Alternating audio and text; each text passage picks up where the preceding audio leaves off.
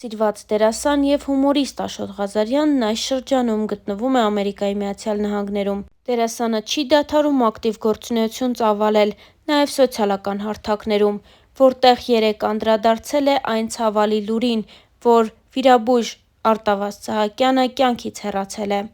Նա հրապարակել է Արտավազդ Սահակյանի լուսանկարն ու գրել.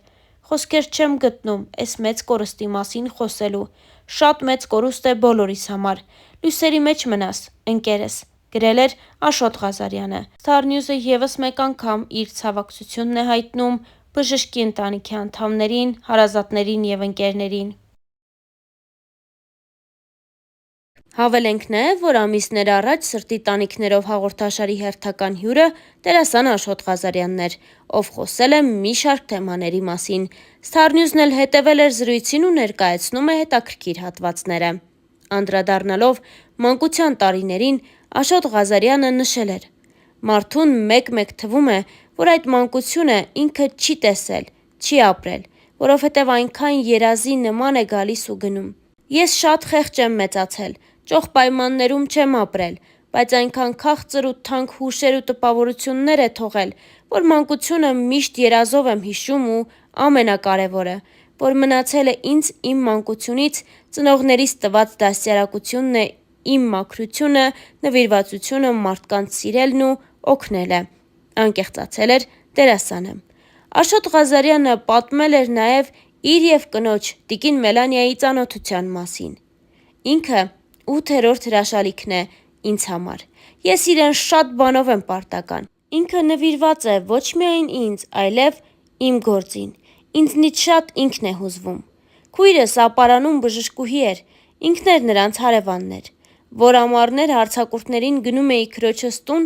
իրեն տեսնում էի, դուրս գալիս էր, թմբլիկ, սիրուն, լավ աղջիկ էր և դպրոցում գերազանցիկ։ Բայց հետո անցան տարիները ու քույրս եկավ Երևանում ապրելու, իրենք էլ գնացին, ես էլ գնացի բանակ։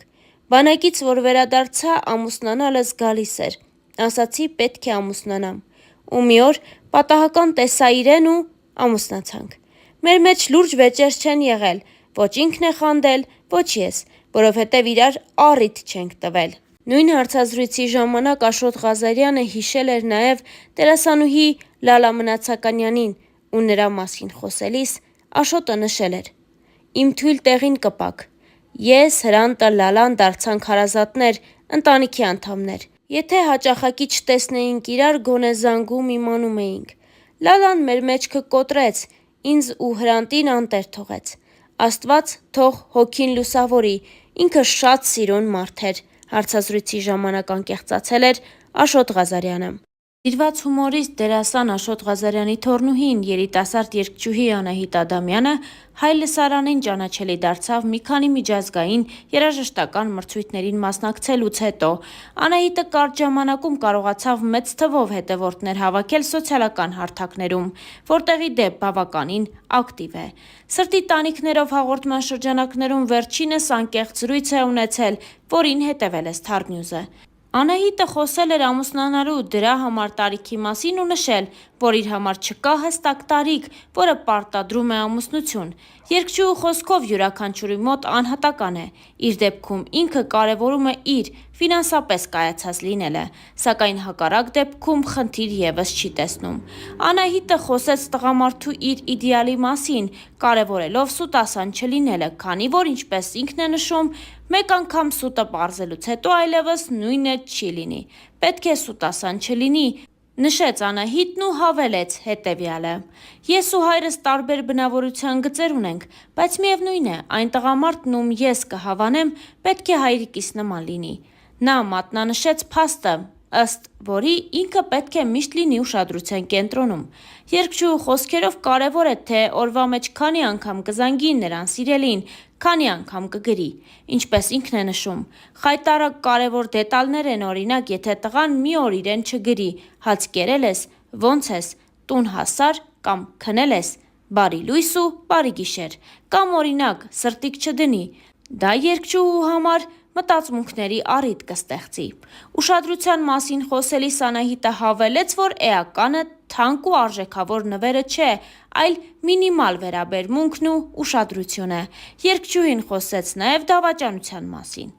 Երբ ասում են, որ տղամարդը կարող է դավաճանել և դա նորմալ է, ինձ համար դա անընդունելի է, թեպետ նշեմ, որ նման հիասթափություն չեմ ապրել։ Թերևս այս հարցազրույցով էլ Անահիտը հաստատեց ամիսներ առաջ Star News-ի այն հրապարակումը, որ Անահիտն ու նրա սիրելին բաժանվել են։ Երբեմնի համատեղ ջերմ հրապարակումներն այլևս չկան։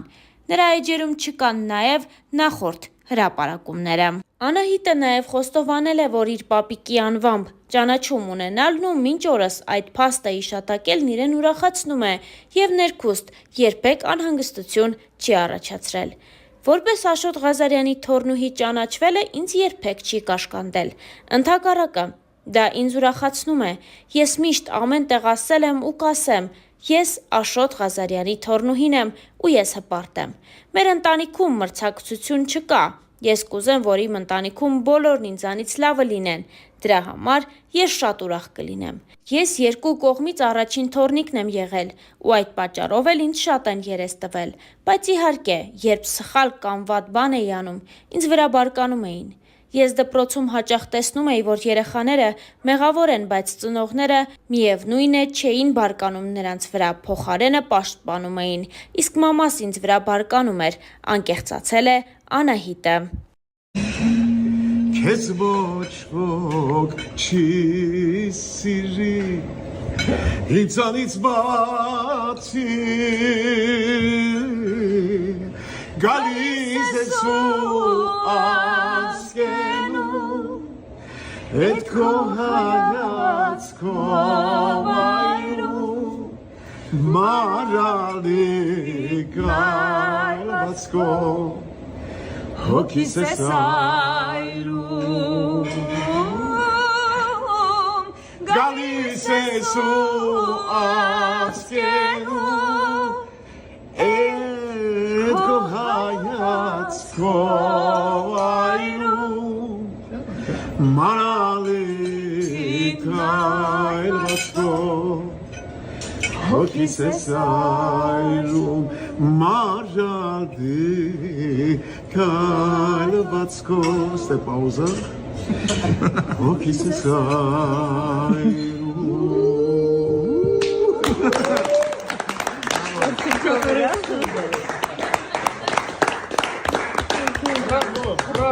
Եթե կատարվեց առաջին և վերջին։ Չէ, վերջին չէ։